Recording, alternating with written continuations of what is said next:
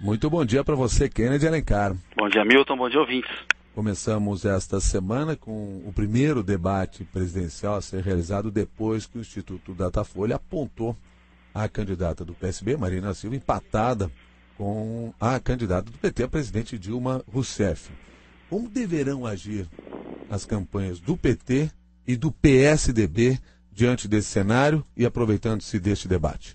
Milton, a expectativa é que o PT e o PSDB subam o tom em relação à Marina, como ele já vem fazendo nas entrevistas e na propaganda eleitoral. A presidente Dilma Rousseff deu entrevista ontem para dizer que tem preocupação com o eventual aumento do desemprego por causa do programa de governo anunciado pela Marina. E o Aécio tem dito na propaganda política que ele é mais capaz de fazer as mudanças e que o eleitorado pode se decepcionar. O candidato a vice do Aécio Neves, o senador Aloysio Nunes, falou que a Marina usa uma identidade postiça para esconder a imagem de sectarismo e que ela fala bobagem sobre os transgênicos. Ou seja, começou uma artilharia mais pesada contra a Marina Silva. Pela regra do debate de hoje do SBT, a presidente Dilma vai ser a primeira a perguntar. Provavelmente vai escolher a Marina e falar do programa de governo dela e do desemprego que a presidente destacou ontem na entrevista. No debate anterior, a presidente preferiu debater com o tucano Aécio Neves. Agora não tem jeito, tem que debater com a Marina e o Aécio tem que fazer o mesmo, né? Se tiver a oportunidade de perguntar para a Marina no terceiro bloco do debate. Haverá cobranças, Milton, de contradições da Marina, como esses recuos e essas erratas em relação ao recém-lançado programa de governo dela. Ela recuou menos de 24 horas depois do lançamento, né? O PT e o PSDB estão desesperados, Milton. Como sempre a gente disse aqui na CBN, desde o começo aí dessa possibilidade de a Marina ser candidata, ela é muito mais do que uma onda. Ela tem consistência porque ela representa o sentimento mundancista de uma maneira melhor, mais forte do que a Dilma e o Aécio. Pelo menos é assim que o eleitorado a enxerga hoje, né? Os petistas e tucanos a subestimaram com aquela história de que rapidamente ela cairia depois da comoção com a tragédia do Eduardo Campos, e agora eles se dão conta de que ela virou a favorita e que se não a atacarem vão perder as eleições.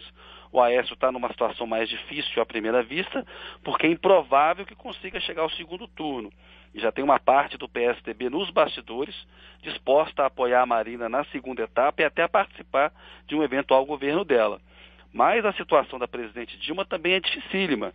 Já se escuta no PT que se houver derrota, a culpa é toda da presidente Dilma, que governou como quis, agiu com arrogância em diversos momentos, não tratou bem os aliados nem o PT, né? E há políticos que hoje podem migrar para a Marina, e cometeu um erro grave ao forçar aquela saída do Eduardo Campos e do PSB da base do governo em setembro do ano passado, né? Se a Dilma tivesse mantido o Campos e o PSB na base de apoio do governo, não estaria hoje sob a ameaça de perder a reeleição para a Marina. Portanto, já tem uma avaliação da maioria do PT de que erros da presidente, sem contar ali os desprezos pelos conselhos para fazer correções na política econômica, né? Mas que esses erros da presidente seriam os maiores responsáveis para uma eventual derrota para a Marina, que aos olhos de hoje parece provável, caso não ocorra aí um fato que tire fôlego da candidata do PSB, e debates presidenciais são sempre oportunidades para fatos novos. Milton. Um outro tema aí relacionado à campanha, no final de semana, a Folha ainda trouxe em manchete aquela informação da Marina, que recebeu R$1.600.000 em 3 anos fazendo palestras. A candidata não quis dizer a identidade dos clientes. E como é que fica essa situação no seu ponto de vista? Milton, acho que não há problema nenhum em relação a ganhar dinheiro dando palestras. A Marina deixou o Senado, havia disputado a presidência em 2010, quase teve 20 milhões de votos, é alguém que é reconhecida como uma pessoa que tem conhecimento na área ambiental, era uma alternativa para a sucessão de 2014. Então é natural, né? É uma pessoa séria que escolheu as palestras para obter uma renda para viver. Nada de errado até aí, né? Há também uma comparação indevida com o caso do ex-ministro da Casa Civil, Antônio Palocci, que deu consultorias a empresas, né? Dar uma palestra é bem diferente de dar uma consultoria, né? Há uma semelhança com o caso do Palocci, porém, que se trata sobre a confidencialidade desses contratos. A gente tem que se lembrar que o Palocci caiu no primeiro ano do governo Dilma porque ele não quis revelar a identidade dos clientes. E a Marina também diz que por uma questão contratual precisa assegurar a confidencialidade, né? Estaria escrito em contrato. Eu acho, Milton, que ela deveria tornar públicos os nomes dos clientes para os quais ela deu palestras. É uma questão de transparência que combina com o discurso de nova política. Não falar é mais velha política. Seria mais adequado que o eleitor soubesse para quais empresas e pessoas a Marina falou.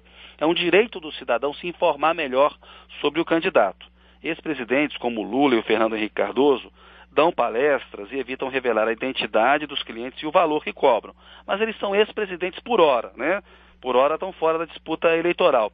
Quem está no jogo eleitoral e pode ser presidente da República e faz o discurso da nova política, na minha opinião, tem que agir com transparência total nesse assunto. Até porque não é ilegal e é uma forma honesta de ganhar a vida. Milton. Muito obrigado, Kennedy. Até amanhã. Um abraço. Antes de sair aqui para o intervalo, queria só